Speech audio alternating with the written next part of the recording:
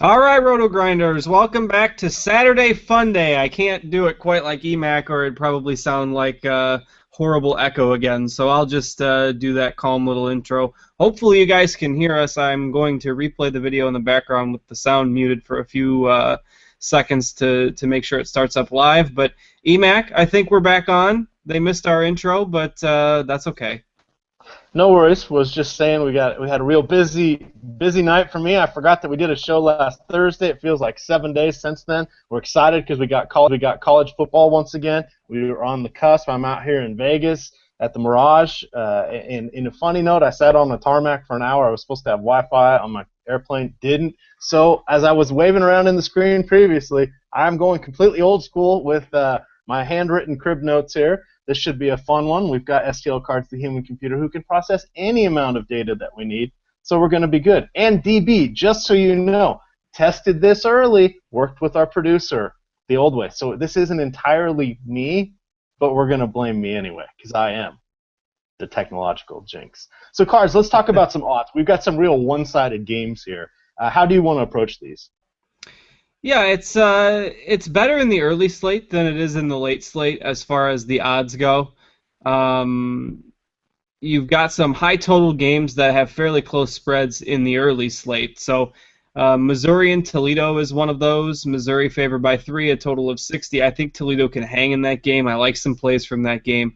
Western Kentucky and Illinois. Illinois favored by 5 with a total of 67. If you didn't catch the box score from Western Kentucky's opener, they love to run a fast-paced offense. Their quarterback, Brandon Doughty, threw for over 500 yards against Bowling Green. And Illinois' defense is one of the worst in the Big Ten. So that game should be fairly close, high total there. There's going to be some plays from that game. Fresno State and their horrific defense against Utah. Utah favored by 13 in that game with a high total. And then from the late games, you have some high totals, but some larger spreads. Old Dominion and NC State, San Jose State and Auburn, Arizona State, New Mexico, San Diego State, North Carolina, and Texas Tech, UTEP all have totals in the mid-60s with spreads of 16 points or greater. So there's going to be some points put up there, but you have to worry about players sitting in the second half. But it's a weird schedule this week. And as I was saying when people couldn't hear us, love the job that DraftKings did with their pricing. Even though it's not the best game set to show it off, they've done a good job making it fairly hard to make a team this week. And you can't just randomly fill in a ton of studs and have a great roster. You really have to put a little bit more thought into it, and it makes it more intriguing to set a lineup this week. All right. I am intrigued. I've got my laptop over here that I'm typing on. I've got my only chat on this, or only the Hangouts on this laptop. So let's dive right in. I think I got to talk about my top quarterback play, Marcus Mariota. Now, last week I didn't want to play him because it was a one-sided game. He still put up some good numbers. I think this one's going to be a little bit closer. So he's the guy I'm actually honing in on. I was counting while Justin was not here. I've put down 74 different players on my sheet here with my little scribbly crib notes. So this is going to be interesting to talk about everybody. But Mariota, he's good. The other guy I really like is Hundley. Now, I liked him last week, and I was convinced that the trip out to Virginia wasn't going to affect them. It shouldn't have. They seemed a little out of sorts. He is one of the best players in the league. Don't be off him this week. I think this week he's going to be coming back in a big way. I also like Travis Wilson, Utah, Pac-12, new addition. So again, we're going with the league that has all the quarterbacks, or the conference that has all the quarterbacks. I got Keenan Reynolds here. I got the Florida guys who didn't play last week. Ouch, that cost me a little bit. But those are some of the high-level guys I like. Are you still on? Well, darn it, I can't find his name. The kid who was starting for Ohio State last week. He did okay, but his price didn't really bump up. Are you going cheap on quarterback, or because there are just so many choices here, are you just going for premiums and getting in some of those mispriced wide receivers and running backs? Yeah, I think that game has the potential to be pretty low scoring. I couldn't fault you for going with JT Barrett again if you want to go cheaper. He's probably your guy in the late slate if you want to go to that price range, but I'm not going there. The one guy that I was on that I'm not now is Dak Prescott, and that's gonna, let's talk injuries for just a second. Dak Prescott hurt his foot in practice, and they're saying that he's going to play, but they're not sure how much he's going to play. This is going to be a blowout. Mississippi State will have no problems with UAB today, and don't get sucked into the Dak Prescott. I've seen some sites that have him ranked as the #1 quarterback this week.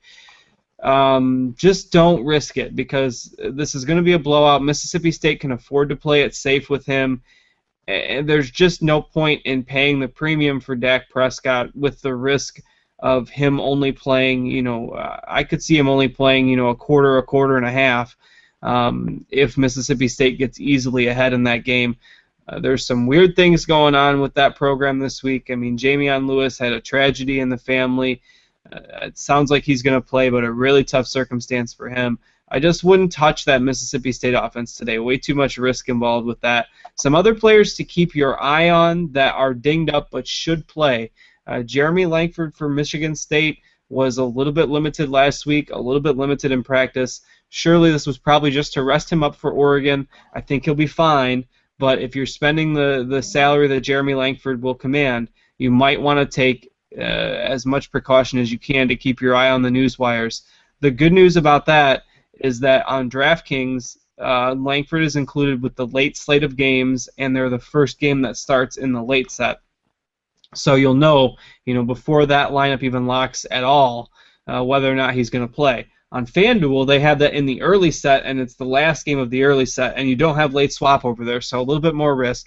But again, I think Langford will be fine for his normal workload. Tyler Lockett for Kansas State caught an early touchdown last week, did not play the rest of the game. Would be a little bit worried about him. They think he's good to go for the full complement of snaps. That game's at noon, so we'll know right before kickoff if he's okay. Those are some big-name guys. Mike Davis for South Carolina is another one. Not touching him with a 10-foot pole this week after what happened last week and, limited carries. You'll see a lot of Brandon Wilds for South Carolina today, even if Davis is a go. Cody Kessler for USC, Jaron Seymour for Vanderbilt, Miles, the quarterback for Washington, other guys that are listed as probable. I don't think there's any issue with those guys. If there is a site that has the Baylor game and games with FCS schools involved, Levi Norwood and Antoine Goodley are both out today, and Bryce Petty, I doubt that he'll play. Even if he does go, I don't think he'll be full strength. I don't know if there's any sites that even have that game. So those are some injuries to touch on. Definitely the ones to keep your eyes on. Prescott, Tyler Lockett, Jeremy Langford, Mike Davis. Again, I would recommend not touching Mike Davis, even if he is playing. Way too much risk with him right now. My quarterbacks, so with Prescott out, you've got Keenan Reynolds in the early set for Navy. Don't sleep on him. Temple is not a good defense, despite the fact that they shut down Vanderbilt in the opener. Keenan Reynolds can easily get 200 rushing yards for Navy today. Like him. Also like P.J. Walker for a little bit cheaper in that same game. In the same mold of quarterback, a little bit better arm. And that Temple-Navy game could be sneaky high-scoring today. Trevor Knight for Oklahoma. Expect a better game from him this week against Tulsa. Bob Stoops loves to blow out Tulsa. It seems like they do it every year, so Trevor Knight, I think, is a rock-solid play this morning. Jake Waters for Kansas State. Iowa State lost to an FCS school by 20 in their opener. Now, it is the defending FCS champions that they lost to, but they're still not a very good team. Expect a good game from Jake Waters for Kansas State today. And I do like Wes Lunt for Illinois, Brandon Doughty for Western Kentucky. That game has one of the highest totals of the day and a 5-point spread. So those are the guys I like in the early games. In the late games, I'd like to get your thoughts on him too, since you're a Pac-12 guy. But I expect a nice bounce-back game from Brett Hundley against Memphis this evening. He's probably one of the best options tonight that a lot of people will be off of after that stinker in the opener. Davis Webb is still too cheap on some sites. Texas Tech should roll tonight against UTEP. Don't mind Gardner or Everett Golson in that Notre Dame-Michigan game tonight as well. And then Jacoby Brissett, don't sleep on him as a cheaper option. North Carolina State projected to score about 35 points in that game against Old Dominion tonight. And Brissett can do it with his legs as well as his arm. I expect a better game from him this week as well. But the interesting case, I think, and the guy to talk about a little bit more is Hundley. Yeah, I think that was just one of those games. He was too good last year, especially with running, with passing. I mean, they don't have the most dominating of teams, but he was definitely a guy that could do it on his own and he made his guys around him better. I think it was just going to be one of those games, first game of the season. Sometimes that happens. You know they're going to be motivated. You know they've been stewing on it all week. I'm still in on him. If he, to borrow a Boggs light phrase, shits the bed this week, then we can talk next week about not playing him. But I'm still in on Hundley. One guy, C.J. Brown, out there from Maryland, I think he's a pretty solid play. And because I can't get, even though I've got two computers here, I can't get all the windows up. I am assuming that West Virginia Towson game may not be on every site, but Clint Trickett, what happened with him last week? Yeah, they look good, despite the fact that they lost to Alabama. They held their own, more than held their own. I don't think that game is available on many sites, but some other guys that have come up in the chat. I did not mention Mariota. Not for that. I don't think he's a great option this week. I do have some respect for the Michigan State defense. I don't think you can comfortably fit Mariota in on DraftKings. I just don't like the rest of my roster with him. I think you can do it on FanDuel in the early games, but I'm not pressing myself to get Mariota in there. I think other guys have higher ceilings this week. Mariota has a nice floor, but I don't know if it'd be worth the salary. Sure, if you can fit him in, put him in there. Travis Wilson, another guy I mentioned, that's a nice pick today. Fresno State's defense is really, really bad, and Travis Wilson looked really, really good in the opener, along with Anderson, his top wide receiver. Those make nice options for Utah today. Good pivots if you're on a guy like Dak Prescott and you want to get off of him now. Yeah, and then the other guys I want to mention were Sean Mannion, who's playing at Hawaii tonight, so that's going to be a late game. Don't judge Hawaii's defense too much on what they did against the Huskies last week. That was with their backup quarterback who was starting because Siler Miles was suspended. Speaking of Siler Miles, don't play him. They're playing Eastern Washington today. Just not worth running him out there, but he should be someone that we're going to want to look at for week 3, week 4. Patrick Tolles, did we bring him up? No. I think he is in a decent spot. I didn't write enough notes other than he's playing Dan's college. And since I can't talk about Logan Thomas, I want to talk about I got to bring Dan up here and everyone. He's the boss. He lets me be on the air, so I got to throw him some love a little bit here and there. So he's in play. Connor Cook going against Oregon. What are your thoughts on that one? An interesting topic. I mean, I thought about this for a little bit last night, and the key to beating Oregon is to do what Stanford did. And I know everyone compares it to Stanford, but Stanford held the ball for like 42 minutes in their last game against Oregon. You keep that Oregon offense off the field, they're not going to score 60 points. And I think you're going to see a completely run-focused game plan from Michigan State today. The only guy I would consider outside of Langford would be Tony Lippett because he can break a big play. I don't think Connor Cook's worth the risk. I don't think they're going to throw the ball enough to make him worth it. All right, and then I see chat is bringing up, and I can't believe that it's not Dillinger 4, but they're bringing up Hackenberg from PSU, Penn State University. I didn't have him written down, but I do have Geno Lewis and Deshaun. I didn't write down his last name. But I got the wide receivers written down, so I'm leaning more towards the wide receivers than the quarterback. I didn't know enough about him, and there were so many other quarterback choices. I mean, we've rattled off 25 names here. Yeah. So. You can pick your poison. I don't think there's a bad play out there with some of these games, but you may have to nail it just in case. I don't think we're going to see much overlap. Who do you think are going to be the highest pick guys? I mean, DraftKings, you're right. They nailed their pricing this week. Mannion, I'm playing him on FanDuel. That's about the only site, but he's my main guy on FanDuel because I could get him in because they have a couple of running backs that aren't where they ought to be in a wide receiver where they're not supposed to be. But who do you think is going to be the high? Where's everybody going to land? I mean, I love Devin Gardner. He's one of my favorite players, but I don't have him on nearly as many rosters as I would have thought today. I think people will gravitate to Mariota. I don't think that's the right play today with his price. Just in terms of my favorite play, it's probably Reynolds or Waters for the early games. I love the running ability of both those guys. Really high ceilings for both of them. Probably lean towards Jake Waters as my favorite play. And I like Hundley late. I like Davis Webb too, especially on FanDuel where he's a little bit cheaper. But I don't know. I would agree. I don't think there's really going to be a lot of overlap here. I don't think you'll see too many guys that are more than about 20% owned. All right, that was my last guy, Davis Webb. So I think we've crossed off every name I have here on the quarterbacks. Let's talk about some running backs. I can't. Where's Bishop Sankey? Come on, we're gonna have to wait till tomorrow to see how he does. And I gotta do some work here. And my Arizona guys played last night. It would have been after them. So I'm leaning on in my notes, my favorite guy is Devontae Booker. I was asking Dan about him last week. I sent him a quick message. I said, "Hey, what about Booker?" I think he was he on like a Thursday game or a Friday game? I don't know. I had a couple days off, so I lost track of days this week. And he's like, "Oh, I don't have him anywhere." He had a pretty good game. I was impressed. He had nice catch, a couple catches. He had some good running. So I really like him today. DJ Foster, get a little Arizona State action in there. I think he's good. Langford, we kind of mentioned him. He's hurt a little bit. I think he's still going to play. He's probably one of the better plays of the day. We've got I'm going to mispronounce his name, Joey Lasocia for Hawaii. I think he's all right. We've got Akeem Hunt. We've got let's talk Oregon. The heck, can you play Byron Marshall, the running back? I don't know, but Byron Marshall, the receiver, holy cow, 8 catches, 140 yards, 2 touchdowns receiving. So even though they ran through all 3 of their running backs in with the starting units, he seems like he's their best receiver.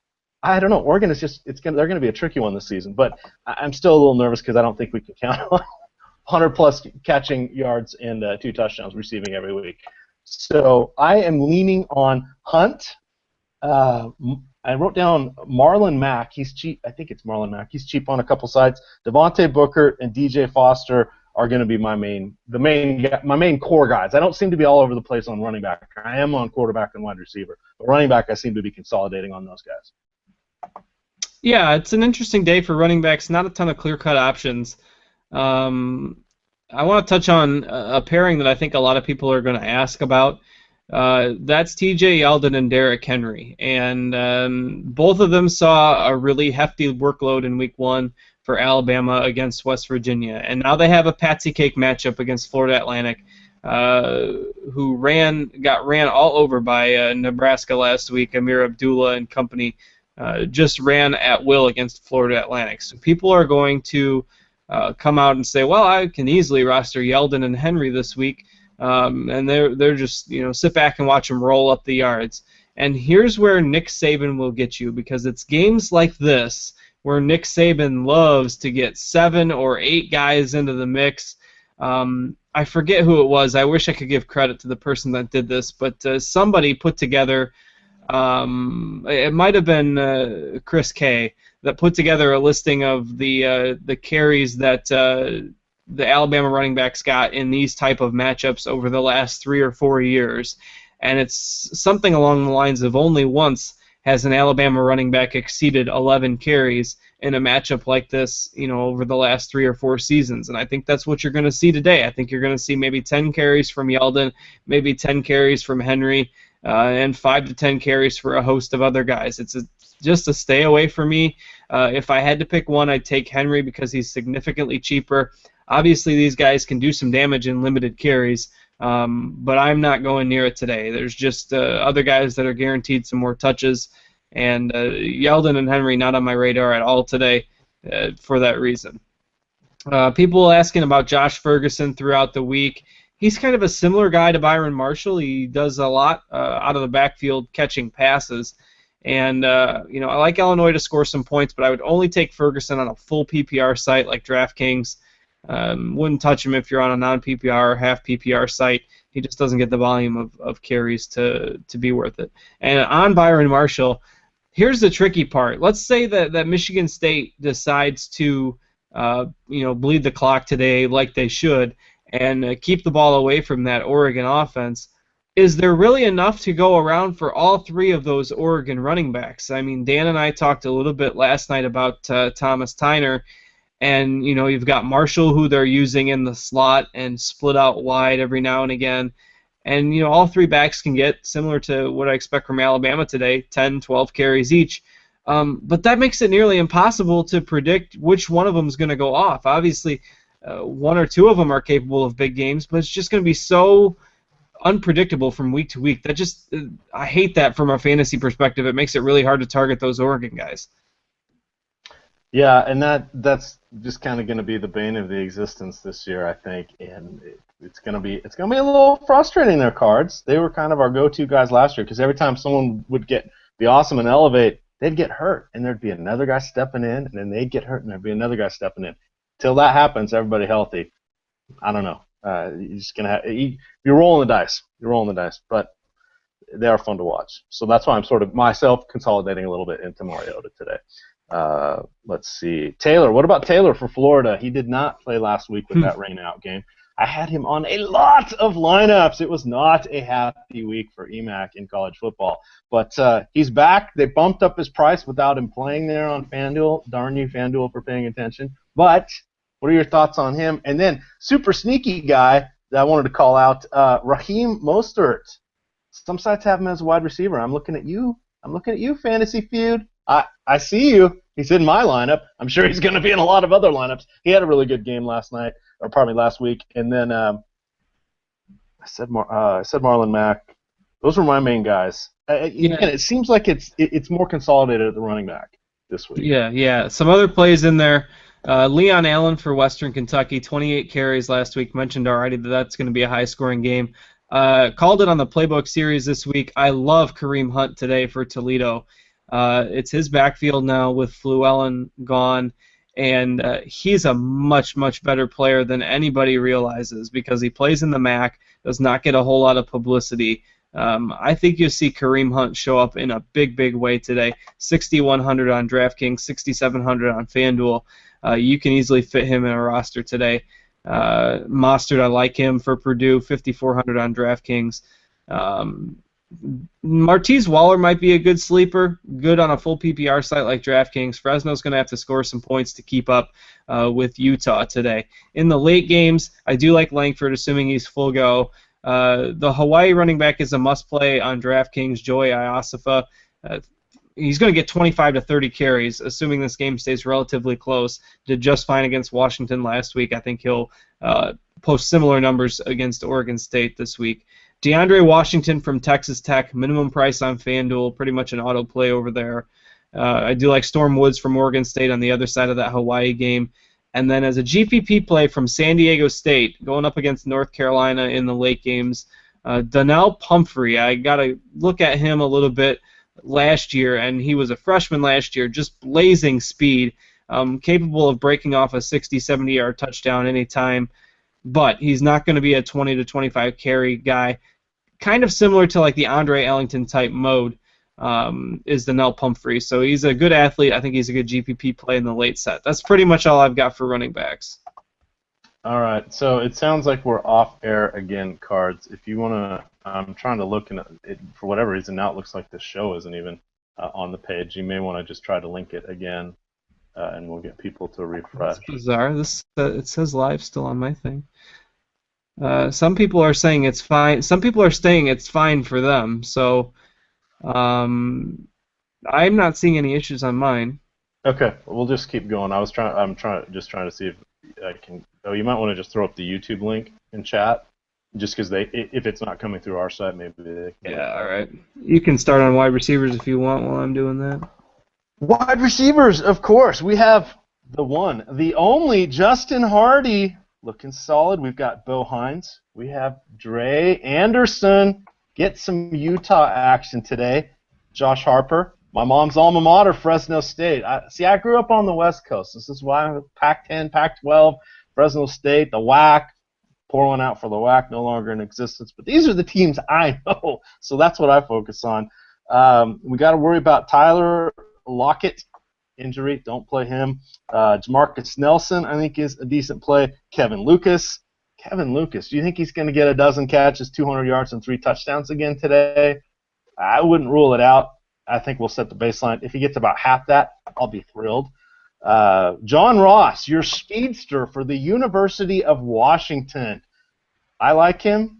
I don't think anybody can keep up with him on Eastern Michigan. If he is in your game slate, he seemed to be cheaper on a couple sites. I don't mind throwing him out there. He was kind of this week's version of is it Sammy Coates for Auburn? He's the kind of that deep threat that hits it. 1 out of every 3 games he gets one of those monster long balls. And makes you smile because you get 80 yards plus a touchdown. I think we got Victor Bolden over there at Oregon State University, Jalen Strong, Sterling Shepard. Those are kind of the guys I'm gearing in on. Again, not a ton, But the one guy, you got to tell me, and I can't have him on my Mariota teams, but Crowder. Is Jamison Crowder, we got to play him like every time, don't we?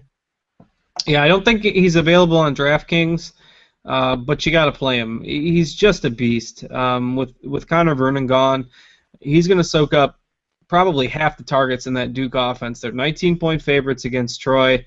Yeah, he's really, really, really good. And for your late slate lineups on FanDuel, I think he's almost a must.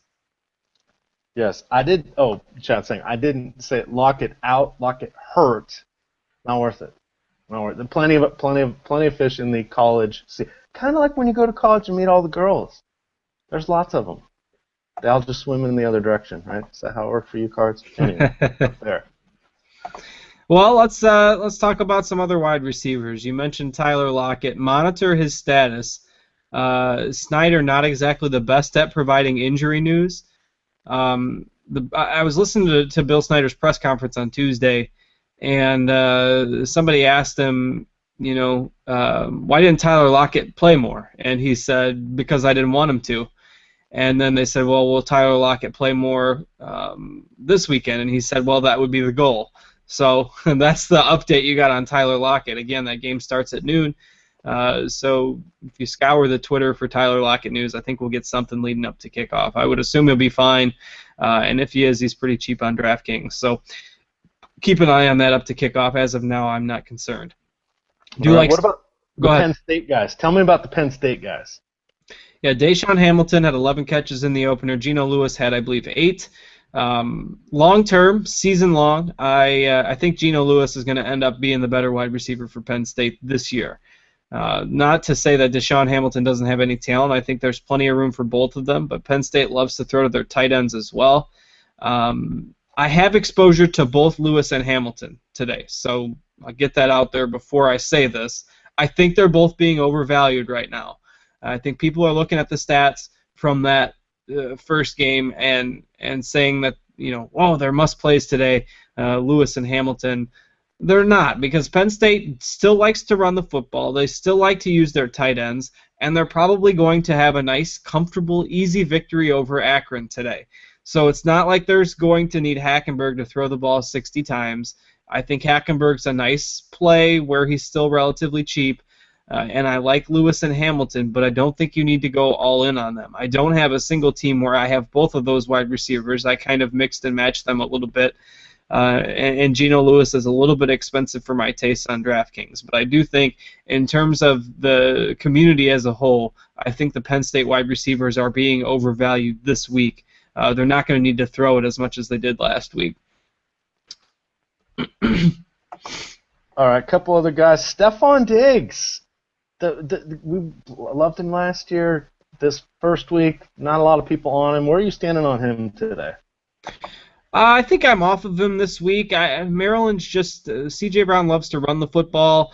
Diggs is capable of a big play. I think he's a nice GPP guy. But there's just some other options this week, so I'm not on Diggs. Other guys I like in the early games, Anderson from Utah I think is a great option. I think you'll see a nice bounce-back game from Josh Harper today.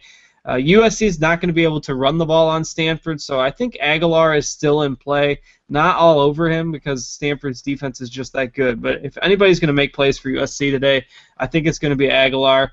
And I can represent my alma mater today, the Northern Illinois University Huskies of DeKalb, Illinois. Their wide receivers are, for some reason, just too cheap on DraftKings.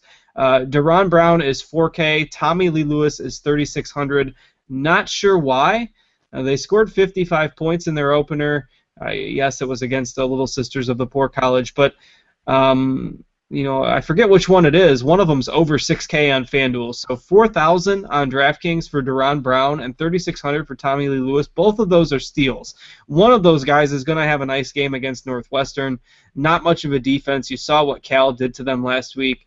NIU is breaking in a new quarterback in Matt McIntosh, but I think their offense will hum along just fine. And one of those two wide receivers you're going to see just explode value for his price tag. So whether it's Brown or Lewis, kind of hard to predict. I think Brown's a little bit of the safer guy, but they're just way too cheap on DraftKings. So you're doing yourself a disservice if you don't have exposure to those two guys at least a little bit.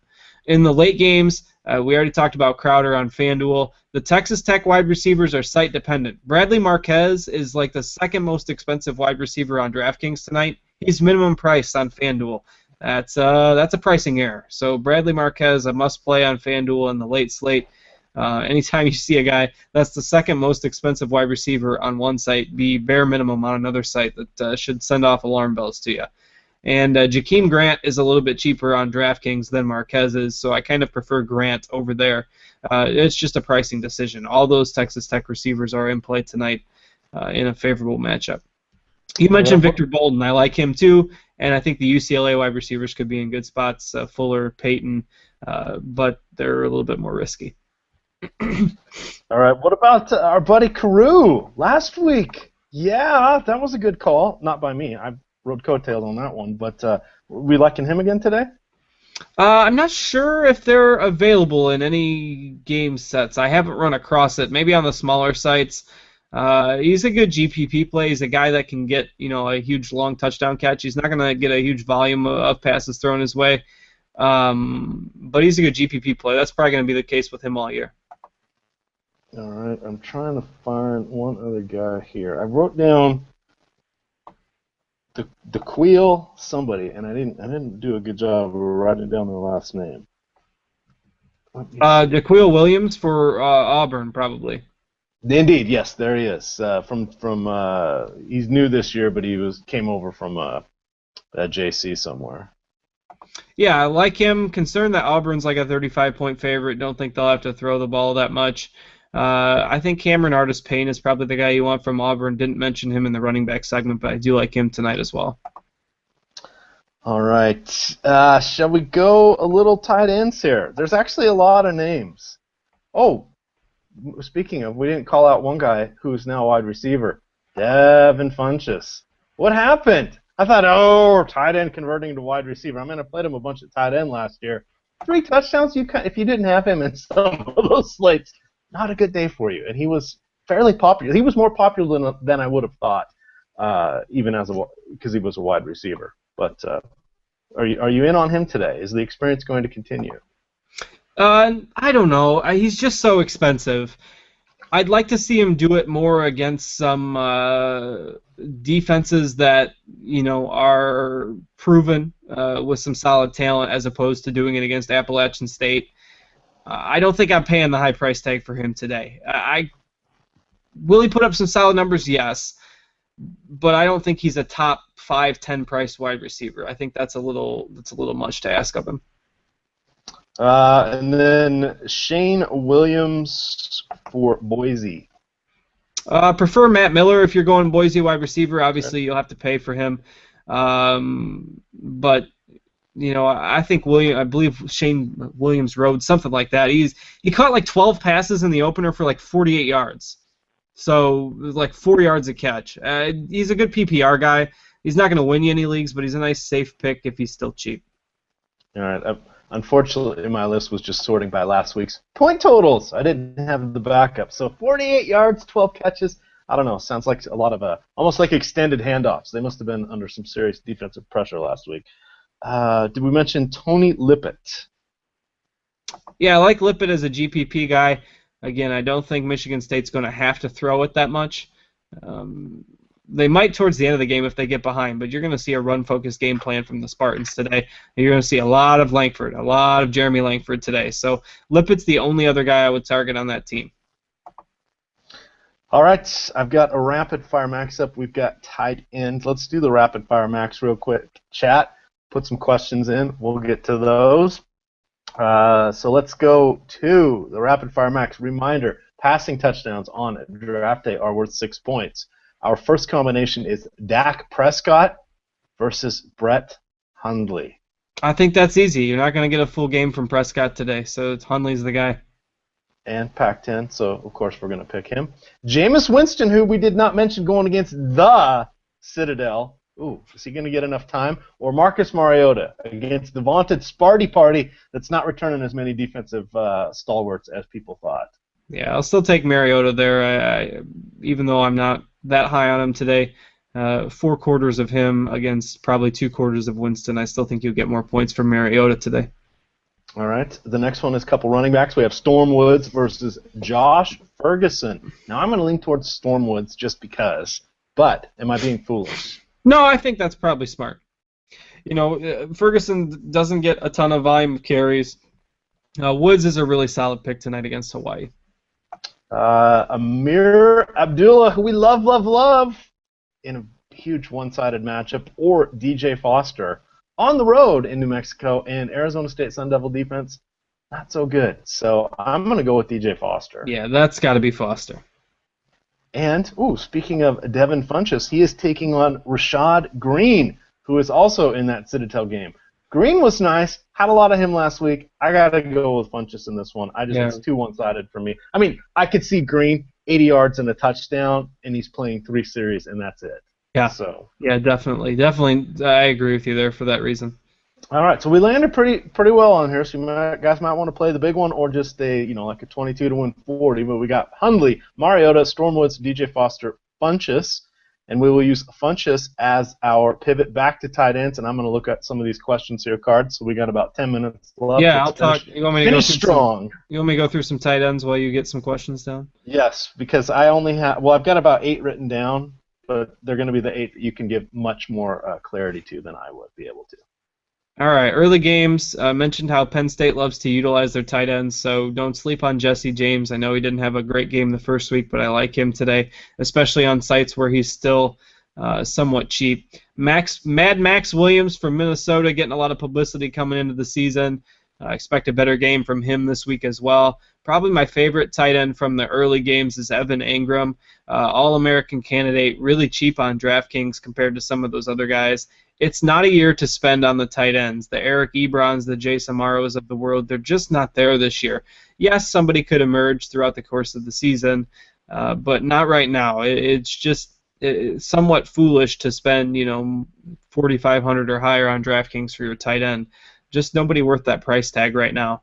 The only guy that you could maybe consider spending on is Connor Hamlet from Oregon State. He's fittable in the late slate of games against Hawaii. He'd be the only guy I'd consider as a premium tight end right now. If you don't like him, I also expect some improvement from Ben Koyak from Notre Dame this week. I think they'll have to air it out a little bit more against Michigan, a Michigan defense that's notoriously weak the past couple years defending the middle of the field. So I think you'll see Notre Dame utilize their tight end spot a little bit better this week. So sorry, I was not overly paying attention there. Did you mention Wesley Tonga? Because we got to talk about Utah. I do like Wesley Tonga. Nice guy I actually have on one of my DraftKings lineups. People also mentioning Jake McGee from Florida as a sneaky play. That game is not available on DraftKings because they're playing Eastern Michigan and they've left that game out. So I think McGee will be highly owned on FanDuel, but he's not available on DraftKings. And also somebody asking about Justin Sins. Don't fall into the trap of Justin Sins. He was the backup tight end on their initial depth chart. Yes, he had a good game in week 1, but I don't think you're going to see that much passing production from Purdue today. Justin Sins is your perfect example of the fantasy college football tight end trap. He's not going to do the 7 catches for 70 yards and a couple touchdowns every week. He had a bunch of goose eggs last year. Stay far, far away from Justin Sins. If you're on FanDuel looking for a tight end, I'd much rather have McGee. Last poor work. I knew him well. What about Hamlet for Oregon State? Yeah, I love him tonight. He was the guy. When you said you weren't overly paying attention, he was the guy I was talking about. Oh, okay. Well, I was trying to come up with a Shakespearean quote from Hamlet, and I couldn't remember. I was trying to think. I knew it wasn't to be or not to be, and I thought, last poor, I knew talking to. There we go. Smiths and a handful of other people are going to think that's funny. Well, that's okay. All right. Are we ready for a couple questions? Nice recovery. That was a great recovery. Well, I got 2 computers. It's technology. It's me. And you were trying to look for questions. That's perfectly okay. Yes. So we're starting at 11:15. Duke Williams, he's a beast. Yes or no? What? I have no idea. Oh, Duke are Williams. you're going back to questions now? Oh, back to questions. Yes, yes, yes. Gotcha. I don't know. I don't. If that's a nickname for somebody, if they're talking about Marquise Williams from North Carolina, I like him.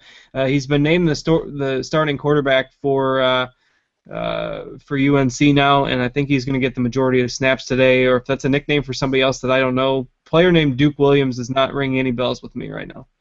All right. Sorry, now I'm scrolling down here. Darius Rogers, is he worthwhile as a punt option? No, That's I from don't think so Wazoo. today. I think you've got too many other options. All right, Wazoo 11. Did they coug it last night? I'm sure they did. I was watching it. It was like 14-14 in the second quarter, and I fell asleep, and I did not look at the result this morning yet. I was on the plane, and the guy in front of me had the game on, and he kept getting mad. But I didn't know which game he was watching because I was too tired. Defenses to avoid.